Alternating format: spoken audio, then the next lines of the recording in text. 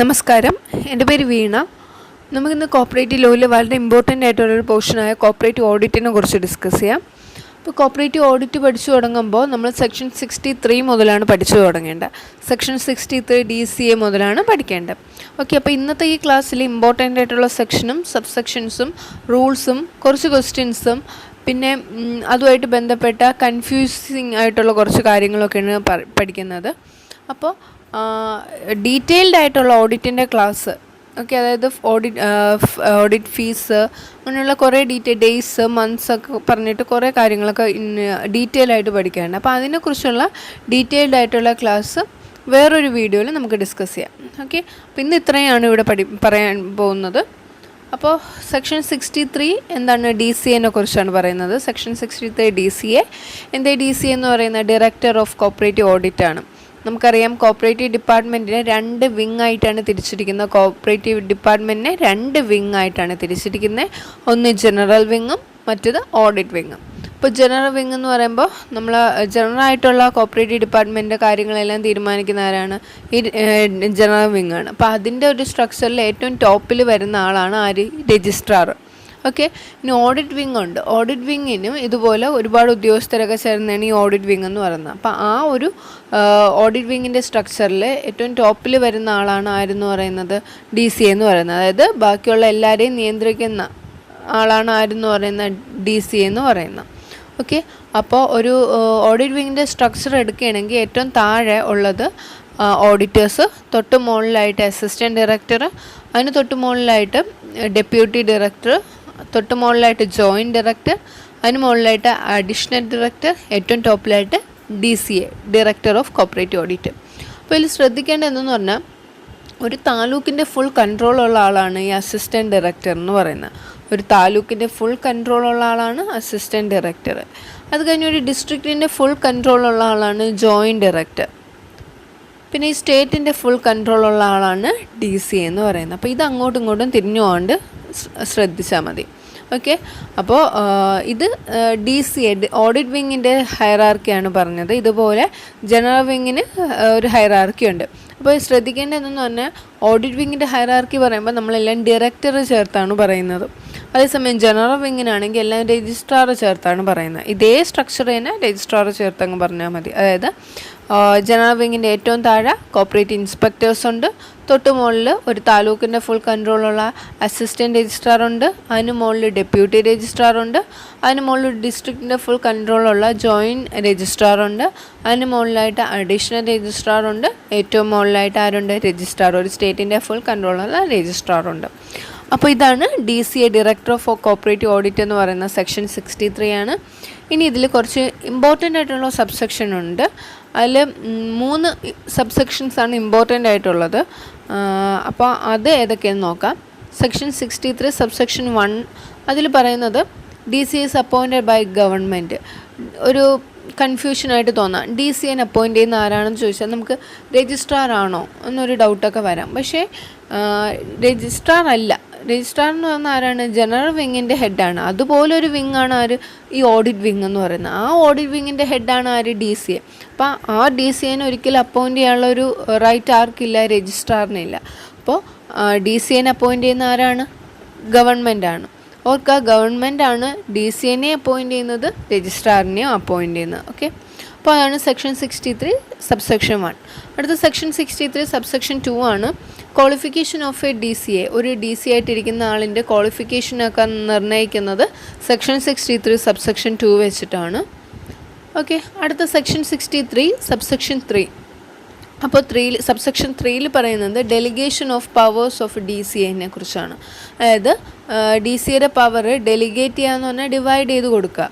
അത് DCAയുടെ തൊട്ട് താഴെയുള്ള ഉദ്യോഗസ്ഥർക്ക് ഡിവൈഡ് ചെയ്ത് കൊടുക്കാനുള്ള ഒരു പവർ, അതിനാണ് ഡെലിഗേഷൻ ഓഫ് പവേഴ്സ് എന്ന് പറയുന്നത്. അപ്പോൾ delegation of powers of DCA by ആർക്ക് മാത്രമേ ഡെലിഗേറ്റ് ചെയ്യാനുള്ള അധികാരമുള്ളൂ? ഗവൺമെൻറ്. അപ്പോൾ DCAക്ക് അദ്ദേഹത്തിൻ്റെ പവേഴ്സ് സബോർഡിനേറ്റ്സിന് ഡിവൈഡ് ചെയ്ത് കൊടുക്കാം. പക്ഷേ അത് ആർക്ക് മാത്രമേ അങ്ങനെ ചെയ്യാൻ പറ്റത്തുള്ളൂ? ഗവൺമെൻറ്റിന് മാത്രമേ അങ്ങനെ DCAയുടെ പവർ ഡെലിഗേറ്റ് ചെയ്ത് കൊടുക്കാനുള്ള റൈറ്റ് ഉള്ളൂ. ഓക്കെ, അപ്പോൾ delegation of powers of DCA by government എന്ന് പറയുന്ന സെക്ഷനാണ് സെക്ഷൻ 63 സബ്സെക്ഷൻ 3. അപ്പോൾ ഇത് പറയുമ്പോൾ നമുക്ക് രജിസ്ട്രാറിൻ്റെ കേസ് പറയുകയാണെങ്കിൽ രജിസ്ട്രാറിന് ഇത് കണക്ക് ഡെലിഗേഷൻ ഓഫ് പവേഴ്സ് ചെയ്യാൻ പറ്റും. അപ്പോൾ delegation of powers of registrar is by, അതും ആരാണ്? അതും ചെയ്യുന്നത് ഗവൺമെൻറ്റാണ്. അപ്പോൾ രജിസ്ട്രാറിൻ്റെ ആയാലും DCAയുടെ ആയാലും പവർ ഡെലിഗേറ്റ് ചെയ്ത് കൊടുക്കാൻ പറ്റും. പക്ഷേ അതിനുള്ള റൈറ്റ് ആർക്കേ ഉള്ളൂ? ഗവൺമെൻറ്റിനേ ഉള്ളൂ. ഓക്കെ, അല്ലാതെ DCAക്ക് സ്വന്തമായിട്ടോ അല്ലെങ്കിൽ രജിസ്ട്രാറിന് സ്വന്തമായിട്ടോ അവരുടെ പവർ ഡെലിഗേറ്റ് ചെയ്ത് കൊടുക്കാൻ കഴിയത്തില്ല. ആർക്കേ പറ്റത്തുള്ളൂ? Delegation of powers of DCA by government ഉള്ളി. ഓക്കെ, അപ്പോൾ അതിനെക്കുറിച്ച് പറയുന്ന ഡെലിഗേഷൻ ഓഫ് പവേഴ്സ് ഓഫ് DCAനെ കുറിച്ച് പറയുന്നതാണ് സെക്ഷൻ 63 സബ്സെക്ഷൻ 3. ഇപ്പോൾ നമ്മൾ 3 സബ്സെക്ഷനും ഒരു സെക്ഷനുമാണ് പഠിച്ചത്. സെക്ഷൻ 63 DCA, സെക്ഷൻ 63 സബ്സെക്ഷൻ 1 പറയുന്നത് DCA is appointed by government, section 63 subsection 2 പറയുന്നത് qualification of DCA, section 63 subsection 3 പറയുന്നത് delegation of powers of DCA by government. അപ്പോൾ ഇത്രയാണ് DCA ആയിട്ട് ബന്ധപ്പെട്ട സബ്സെക്ഷൻസ്. അടുത്ത കോപ്പറേറ്റീവ് ഓഡിറ്റ്. നമുക്ക് KCS ആക്ട് ആൻഡ് റൂളിൽ കോപ്പറേറ്റീവ് ഓഡിറ്റ് പറഞ്ഞിരിക്കുന്ന സെക്ഷൻ ഏതാണെന്ന് ചോദിച്ചാൽ സെക്ഷൻ 64 ആണ്.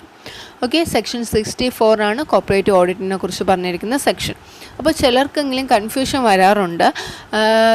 Cooperative audit deals with section എന്ന് ചോദിക്കുമ്പോൾ പലരും സെക്ഷൻ 63 ആണ് പറയുന്നത്.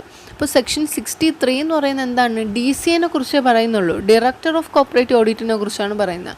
അല്ലാണ്ട് കോപ്പറേറ്റീവ് ഓഡിറ്റിനെ കുറിച്ച് പറയുന്ന സെക്ഷൻ ഏതാണ്? സെക്ഷൻ 64 ആണ്. ഓക്കെ, ഇനി ഇതുമായിട്ട് ബന്ധപ്പെട്ട റൂൾസ് നോക്കാം. കോപ്പറേറ്റീവ് ഓഡിറ്റുമായിട്ട് ബന്ധപ്പെട്ട് പറയുന്ന റൂൾ എവിടെയാണെന്ന് വെച്ചാൽ അതും റൂള് 64 പറയുന്നത്. ഓക്കെ, അപ്പോൾ കോപ്പറേറ്റീവ് ഓഡിറ്റുമായിട്ട് ബന്ധപ്പെട്ട സെക്ഷൻ 64, കോപ്പറേറ്റീവ് ഓഡിറ്റുമായിട്ട് ബന്ധപ്പെട്ട റൂള് 64 ആണ്. ഓക്കെ, അപ്പോൾ രണ്ടും എന്താണ്? സെയിം ആണ്. ഓർത്ത് വയ്ക്കാൻ എളുപ്പമുണ്ട്. സെക്ഷൻ ചോദിച്ചാലും റൂള് ചോദിച്ചാലും എന്താണ്? 64 ആണ്.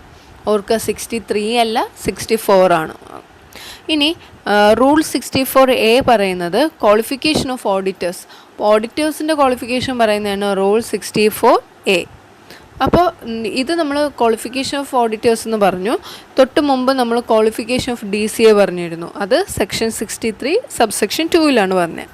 ഇത് ക്വാളിഫിക്കേഷൻ ഓഫ് ഓഡിറ്റേഴ്സാണ്. അത് പറയുന്ന റൂളിലാണ്, റൂൾ 64A പറയുന്നത്. അപ്പോൾ അത് അങ്ങോട്ടും ഇങ്ങോട്ടും തിരിഞ്ഞു പോകാണ്ട് നോക്കുക. DCAയുടെ ക്വാളിഫിക്കേഷൻ പറയുന്നത് സെക്ഷൻ 63 സബ്സെക്ഷൻ 2 ഓഡിറ്റേഴ്സിൻ്റെ ക്വാളിഫിക്കേഷൻ പറയുന്നത് റൂൾ 64A ആണ്. ഓക്കെ, അടുത്ത റൂൾ 64B ഓഡിറ്റ് റിപ്പോർട്ടിനെ കുറിച്ചാണ് പറയുന്നത്. എത്ര നാൾക്കൊക്കെ ഓഡിറ്റ് റിപ്പോർട്ട് കൊടുക്കണം, ആർക്കാണ് കൊടുക്കേണ്ടത്, അങ്ങനെ കുറേ കാര്യങ്ങളൊക്കെ പറയുന്നത്. ഓഡിറ്റ് റിപ്പോർട്ടുമായിട്ട് ബന്ധപ്പെട്ട എല്ലാ കാര്യങ്ങളും പറഞ്ഞിരിക്കുന്നത് റൂൾ 64B. ഓക്കെ, അപ്പോൾ റൂള് 64 എന്താണ്? Cooperative audit. റൂൾ 64A എന്താണ്? Qualification of auditors. Rule 64B എന്താണ്? Audit report. അടുത്ത rule 65 levy of audit fees. അത് വളരെ ഇമ്പോർട്ടൻ്റ് ആയിട്ടുള്ള പോർഷനാണ്. അത് ഡീറ്റെയിൽ ആയിട്ട് പഠിക്കാൻ ഒരുപാടുള്ള ഒരു ടോപ്പിക്കാണ്. Rule 65 levy of audit fees. ആർക്കാണ് നമ്മൾ ഓഡിറ്റ് നടത്തി കഴിഞ്ഞ സൊസൈറ്റി ആർക്കാണ് ഓഡിറ്റ് ഫീസ് കൊടുക്കേണ്ടത്, ആർക്കൊക്കെ ഏതൊക്കെ സൊസൈറ്റികൾക്ക് കൊടുക്കേണ്ട ഓഡിറ്റ് ഫീസ്, മിനിമം എത്രയാണ് കൊടുക്കേണ്ടത്, മാക്സിമം എത്രയാണ് കൊടുക്കേണ്ടത്, ഏതൊക്കെ സൊസൈറ്റീസാണ് എക്സംപ്റ്റ് ചെയ്തിരിക്കുന്നത്, അങ്ങനെ കുറേ കാര്യങ്ങളൊക്കെ പഠിക്കാനുള്ള റൂളാണ് rule 65 levy of audit fees. അത് ഇമ്പോർട്ടൻ്റ് ആയിട്ടുള്ളൊരു റൂളാണ്. അത് ഡയറക്റ്റായിട്ട് തന്നെ ഒരുപാട് തവണ ചോദിച്ചിട്ടുണ്ട്. ലെവി ഓഫ് ഓഡിറ്റ് ഫീസ് ഏതിലാണ് പറഞ്ഞിരിക്കുന്നതെന്ന്. അത് റൂളിലാണ്, റൂൾ 65 പറഞ്ഞിരിക്കുന്നത്. അടുത്തത് കുറച്ച് ഡെഫിനേഷനാണ്. നമുക്കറിയാം കോപ്പറേറ്റീവ് ലോയിൽ ഡെഫിനിഷൻസിനെ കുറിച്ച് പറയുന്ന സെക്ഷൻ ഏതാണ്? സെക്ഷൻ 2 ആണ്. ഓക്കെ, അപ്പോൾ സെക്ഷൻ 2 കോപ്പറേറ്റീവ് ഓഡിറ്റ് ഡിഫൈൻ ചെയ്തിരിക്കുന്നതാണ് section 2AB. Section 2AB cooperative ഓഡിറ്റിനെ കുറിച്ച് ഡിഫൈൻ ചെയ്തിരിക്കുന്നത്. സെക്ഷൻ 2AB കോപ്പറേറ്റീവ് ഓഡിറ്റിനെ കുറിച്ച് ഡിസ്കസ് ചെയ്തിരിക്കുന്നത്. സെക്ഷൻ 2AB കോപ്പറേറ്റീവ് ഓഡിറ്റിനെ കുറിച്ച് ഡിഫൈൻ ചെയ്തിരിക്കുന്നത്. അടുത്തത് DCAനെ കുറിച്ച് ഡിഫൈൻ ചെയ്തിരിക്കുന്നത് സെക്ഷൻ 2HB. അപ്പോൾ DCAയും ഡിഫൈൻ ചെയ്തിട്ടുണ്ട്. അത് സെക്ഷൻ 2HB DCA ഡിഫൈൻ ചെയ്തിരിക്കുന്നത്. ഇതെല്ലാം ഡെഫിനിഷനാണ്. അപ്പം എല്ലാ ഡെഫിനിഷനും പറഞ്ഞിരിക്കുന്നത് സെക്ഷൻ 2-നകത്താണ്. കോപ്പറേറ്റീവ് ഓഡിറ്റ് പറഞ്ഞിരിക്കുന്നത് സെക്ഷൻ 2AB, DCA ഡിഫൈൻ ചെയ്യുന്നത് സെക്ഷൻ 2HB. Thank you.